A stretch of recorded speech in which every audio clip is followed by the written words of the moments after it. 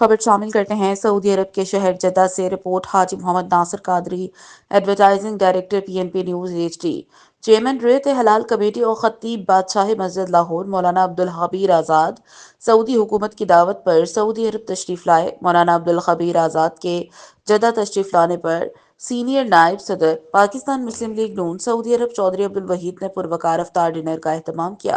افطار ڈنر میں پاکستانی کمیونٹی کی نمائندہ شخصیات میں سے چودھری محمد اکرم گجر، چودھری اظہر عباس بڑائچ، چودھری شفقت محمود دھول، چودھری محمد ثقلین گجر، نور محمد ارائیں، چودھری فاروق انجم، چودھری نواز، چودھری نور الحسن گجر، فدا حسین کھوکھر، چودھری غلام عباس، قاسم خاں، میاں مدثر، عبداللہ خاں، پاکستانی کمیونٹی کی نمایاں شخصیات کے علاوہ کمیونٹی کی کثیر تعداد نے شرکت کی۔ پاکستان قونصلیٹ جدہ سے فہد چودھری اور کامران بٹ بھی مدعو تھے۔ چودھری محمد اکرم گجر نے مہمانوں کا تعارف کروایا اور مولانا عبدالخبیر آزاد کو عمرہ ادائیگی کی مبارکباد پیش کی۔